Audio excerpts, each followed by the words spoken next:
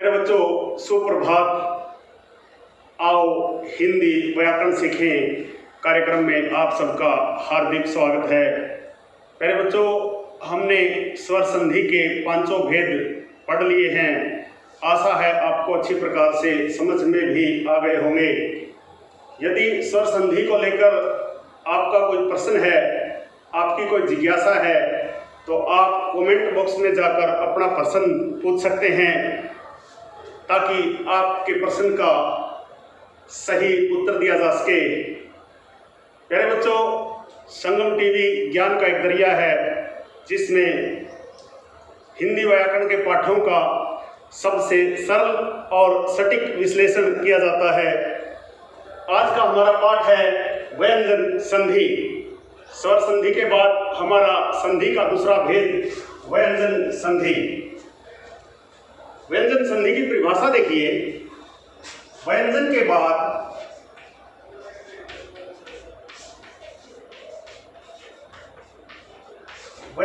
बाद स्वर या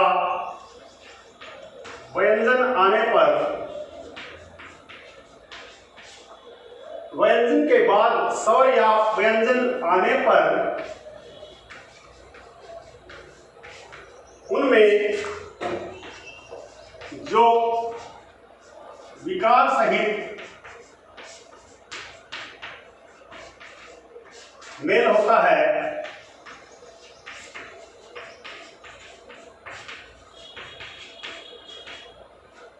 उसे व्यंजन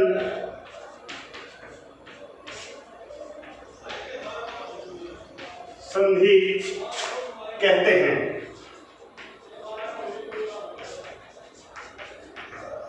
जैसे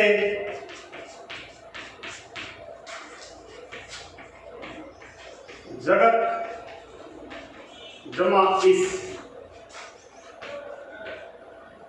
जगदीश। जैसे दिक जमा अंबर,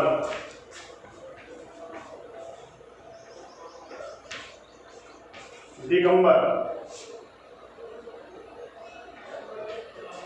जगत जमा इस, जगदीश। दिक जमा अंबर, दिगंबर। जैसे उत जमा ज्वल, उज्ज्वल। सत जमा जन, सज्जन। ये थी आपकी व्यंजन संधि की परिभाषा उदाहरणों के साथ। मेरे बच्चों, एक बार फिर देख लीजिए, ध्यान दीजिए, नोट कीजिए। व्यंजन के बाद स्वर या व्यंजन आने पर उनमें जो विकार सहित अर्थात परिवर्तन सहित मेल होता है उसे ही व्यंजन संधि कहते हैं। जैसे जगत जमा इस, जगदीश। यहां व्यंजन के बाद स्वर आने पर तय का ड हो गया और एक ही मात्रा इसमें लग जाने के बाद जगदीश हो गया। इसी प्रकार दिक जमा अंबर, दिगंबर। उत जमा ज्वल, उज्ज्वल। सत जमा जन, सज्जन। मेरे बच्चों, मैंने कई YouTube चैनल देखे हैं जिसके ऊपर हिंदी पढ़ाई जाती है। कुछ टीचर्स, कुछ जो ट्यूटर हैं, वो हिंदी को भी अंग्रेजी में पढ़ाते हैं। अंग्रेजी के शब्दों की इतनी भरमार होती है, वो भूल जाते हैं कि हिंदी को कम से कम हिंदी भाषा में शुद्ध रूप में पढ़ाया जाए तो कहीं ज़्यादा प्रभावी हो सकता है पठन पाठन। तो मेरा आपसे निवेदन है कि आप अपने ट्यूटर का चुनाव करते समय सावधानी जरूर बरतें। ये जरूर देख लें कि वो हिंदी माध्यम से पढ़ा रहा है या अंग्रेजी का घाल मेल करके हिंदी का कबाड़ा कर रहा है। इन चीज़ों का आप अवश्य ध्यान रखें, तभी आप अपने YouTube चैनल का या ट्यूटर का चुनाव करें, ताकि जिस उद्देश्य के लिए आप अपना बहुमूल्य समय देकर हिंदी सीखना चाहते हैं वो आप अच्छी प्रकार से सीख भी सकें। प्यारे विद्यार्थियों, ये थी व्यंजन संधि की परिभाषा। अब हम भिन्न भिन्न उदाहरणों से इस प्रकार व्यंजन के बाद व्यंजन आने पर या व्यंजन के बाद स्वर आने पर व्यंजन संधि बनती है। अनेक उदाहरण अनेक प्रकार से व्यंजन संधि बनाई जाती है। यदि आप स्वर संधि की तरह ही व्यंजन संधि को भी ध्यानपूर्वक समझेंगे तो आपको व्यंजन संधि समझने में कोई दिक्कत नहीं आएगी। पहला नियम है, यदि क, च, ट, ट तथा प के बाद, ध्यान से देखिए, क्या होता है क वर्ग का पहला वर्ण, च होता है च वर्ग का पहला वर्ण, ट होता है ट वर्ग का पहला वर्ण, त होता है त वर्ग का पहला वर्ण और प होता है प वर्ग का पहला वर्ण। यदि क, च, ट, त, प के बाद कोई स्वर आ जाए, यदि क, च, ट, त, प के बाद कोई स्वर आ जाए या किसी भी वर्ग का तीसरा या चौथा वर्ण आ जाए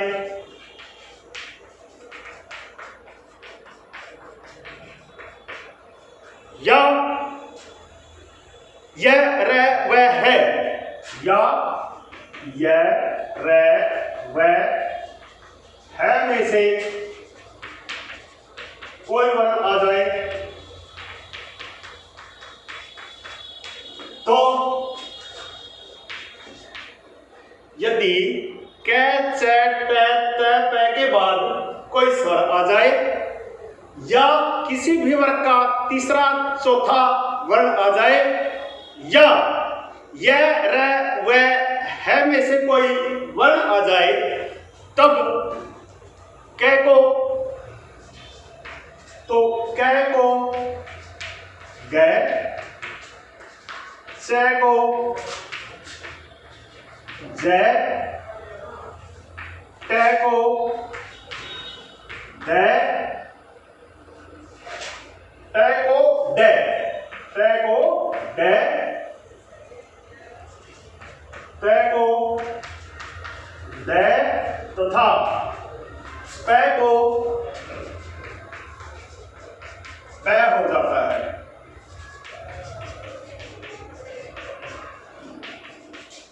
प्यारे बच्चों, व्यंजन संधि का पहला नियम है, यदि क, च, ट, त तथा प के बाद कोई स्वर आ जाए या किसी भी वर्ण का तीसरा या चौथा वर्ण आ जाए या यह र वह है में से कोई वर्ण आ जाए तो क को ग, च को ज, ट को ड, त को द तथा प को ब हो जाता है।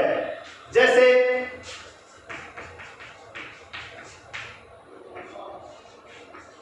दिक जमा अंबर,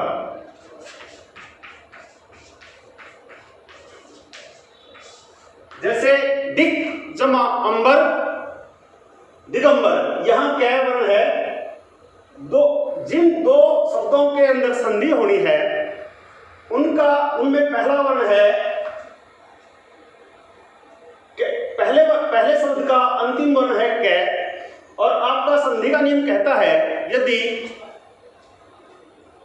व्यंजन के बाद स्वर या व्यंजन आ जाए तो उनके बीच जो मेल होता है उसे ही व्यंजन संधि कहते हैं। अब क के बाद भिन्न स्वर आने पर, क के बाद स्वर आने पर क का ग बन जाता है और ग में ए की मात्रा लग जाती है तो दिगंबर, दिक जमा अंबर दिगंबर। जैसे वा जमा इस वागिस, दिक जमा अंबर दिगंबर, वाक जमा अंबर वाक जमा अंबर वागंबर, या वाक जमा इस वागिस। इसी प्रकार दिक जमा गज दिग्गज, दिक जमा अंबर दिगंबर, वाक जमा इस वागीस, और दिक जमा गज दिग्गज, अच जमा अंत, च का जय, अजन। और देखिए सट जमा दर्शन, वाक जमा जाल, वाक जमा जाल, कै का गै, वाक जाल, वाक जमा जाल। यहाँ कै के बाद अपने वर्ग का तीसरा वर्ण आने के कारण कै का गै बन जाता है, और वाक जमा जाल, वाक जाल। इसी प्रकार सट जमा यंत्र, षड्यंत्र, सट जमा यंत्र षड्यंत्र, तत् जमा भव, तत् जमा भव, तद्भव। और उदाहरण देख लीजिए, जगत जमा अंबा, जगदम्बा, आप जमा जय, अब्ज। ये था व्यंजन संधि का पहला नियम। यदि कै च ट त प के बाद कोई स्वर आ जाए, या किसी भी वर्ग का तीसरा चौथा वर्ण आ जाए, या य र व है में से कोई वर्ण आ जाए, तो कै का ग, च का ज, ट का ड, त का द तथा प का ब हो जाता है। आशा है आपको ये नियम समझ में आ गया होगा। अब हम व्यंजन संधि का दूसरा नियम पढ़ेंगे। पहले बच्चों, आप एक बात अपने दिमाग में बैठा लीजिए, जब तक आप पूरा वीडियो नहीं देखेंगे, आरंभ से अंत तक अपना वीडियो नहीं देखेंगे, तब तक कोई भी पाठ आपको अच्छी प्रकार से समझ में नहीं आएगा। मात्र 15-20 मिनट का वीडियो होता है, और 15-20 मिनट अगर आप बैठ सकते हैं ध्यान से, तो आपको अच्छी प्रकार से समझ में आ जाएगा। यदि व्यंजन संधि का दूसरा नियम देखिए, यदि कै च ट त तथा प के बाद मैं या न हो, तब कै को अंग, च को य, त को अण, त को न तथा प को मैं हो जाता है।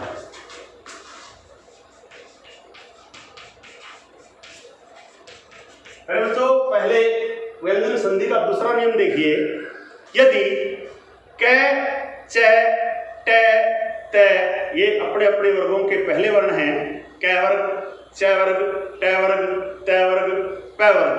यदि कै च ट त प के बाद मैं या न हो, तो कै को अंग, च को ये, ट को अण, त को न तथा प को मैं हो जाता है।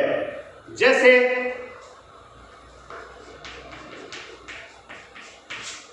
उदाहरण देख लीजिए अच्छी प्रकार से, जैसे दिक जमा नाव,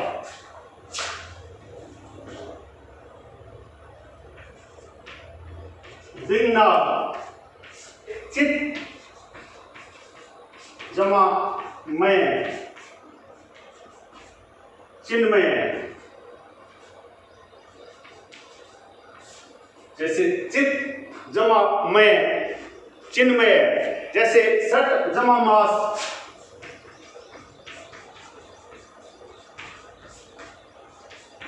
षण्मास, षट जमा मास, षण्मास, जैसे उत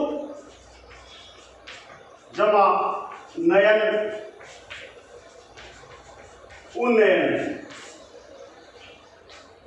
ये थे तय के बाद मैं आने पर न, कै के बाद मैं आने पर कै को अंगय, च को ये, टे को अणय, पै को मैं हो जाता है। जैसे अब जमा मय, अब जमा मय, अमय। ये था आपका व्यंजन संधि का दूसरा भेद। आशा है आपको अच्छी प्रकार से समझ में आया होगा। इसका आपको अभ्यास भी करना पड़ेगा। जब तक आप घर पे बैठ के अभ्यास नहीं करेंगे तब तक आपको व्यंजन संधि उतनी अच्छी प्रकार से नहीं आएगी जितनी आनी चाहिए। ये आपका और हमारा, आपका और संगम टीवी का साझा प्रयास है कि आपको व्याकरण में कोई दिक्कत ना आए। व्यंजन संधि बनाने का तीसरा नियम देखिए। तय के बाद च या छ हो तो तय को च हो जाता है। यदि तय के बाद च या छ हो तो तय को च हो जाता है।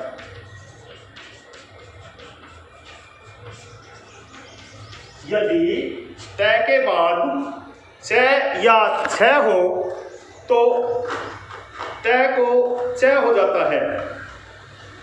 आइए कुछ उदाहरण देख लेते हैं। जैसे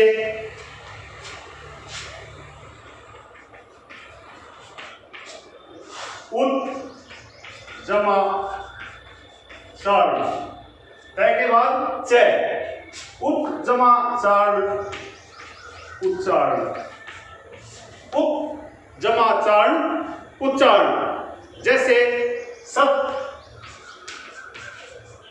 जमा चरित्र, सच्चरित्र। उत जमा चार्ण उच्चारण, सत जमा चरित्र सच्चरित्र।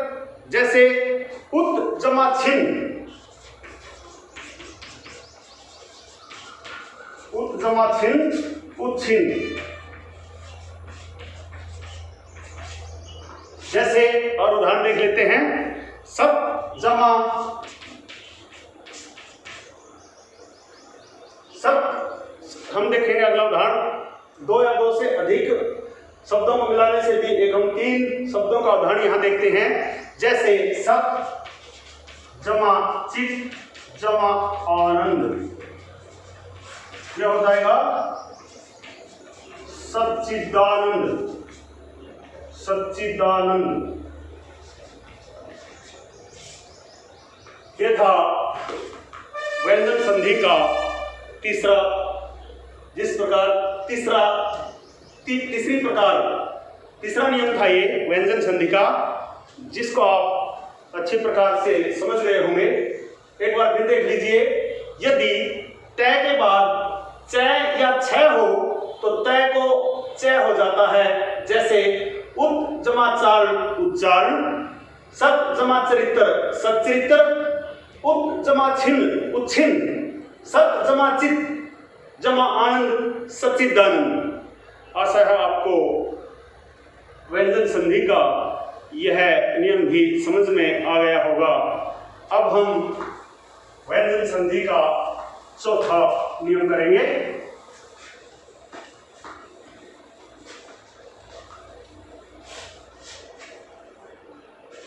व्यंजन संधि का चौथा नियम होता है, यदि तय के बाद जय या झय आ जाए तो तय को जय हो जाता है। यदि तय के बाद जय या झय आ जाए तो तय को जय हो जाता है। जैसे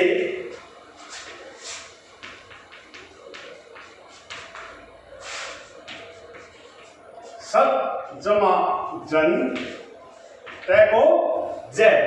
तय के बाद जय या झय आने पर तय को जय, तय का जय। आधा जय हम ऐसे लिखते हैं, सत जमा जय सज्जन, उत जमा ज्वल उज्ज्वल। इसी प्रकार विपत जमा जाल, विपत जमा जाल विपजाल। ये थे तय के बाद चय या छय आने पर होने वाली संधि। और देख लीजिए,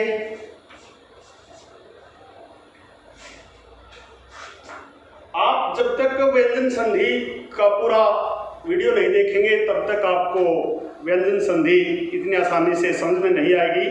आप वीडियो को आरंभ से लेकर अंत तक देखते रहिए, फिर आपको कोई दिक्कत नहीं आएगी। जैसे जगत जमा जननी, जग जननी। आपको लगातार अभ्यास करने की भी आवश्यकता रहेगी। ये था व्यंजन संधि का चौथा नियम। अब हम व्यंजन संधि का पांचवा नियम करते हैं। व्यंजन संधि का पांचवा नियम वही तय के साथ, यदि तय के बाद तय या है आ जाए तो तय को तय हो जाता है। यदि तय के बाद तय या ठय आ जाए तो तय को तय हो जाता है। जैसे तत् जमा टीका, तत् जमा टीका तट्टिका।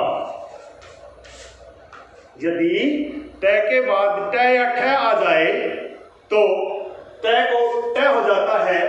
जैसे बृहत जमा टीका